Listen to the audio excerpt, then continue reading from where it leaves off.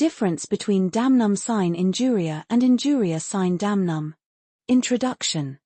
Both Damnum sine injuria and Injuria sine damnum are important legal maxims under the law of torts. They help in deciding whether a wrongful act is actionable or not. The main difference lies in the presence or absence of violation of a legal right. Meaning, Damnum sine injuria, it means damage without violation of a legal right.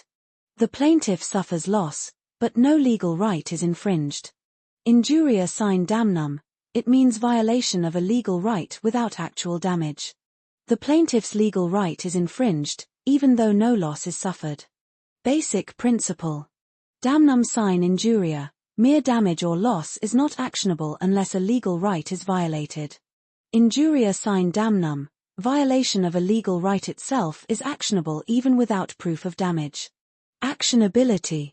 Damnum sine injuria, not actionable under the law of torts.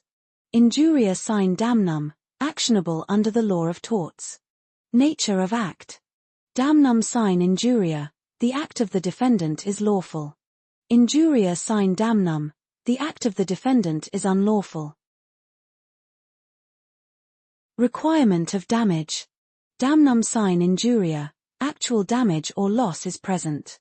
Injuria sine damnum, actual damage or loss is not required. Legal right.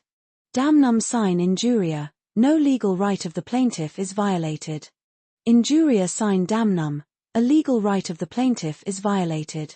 Leading case law. Damnum sine injuria. Case law, Gloucester Grammar School case, 1410.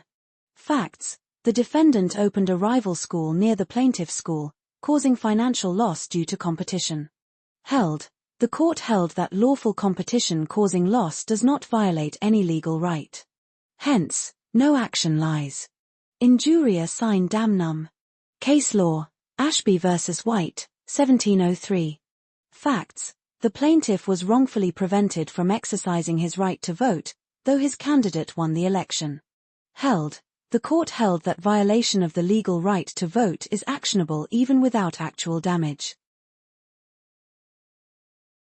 Examples.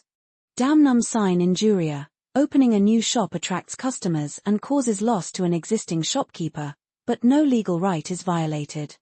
Injuria sine damnum, wrongful restraint from entering a public place violates a legal right even if no monetary loss occurs.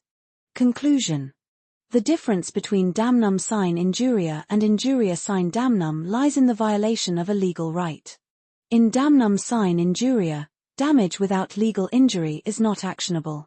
In injuria sine damnum, legal injury without damage is actionable. Understanding this distinction is essential for determining liability under the law of torts.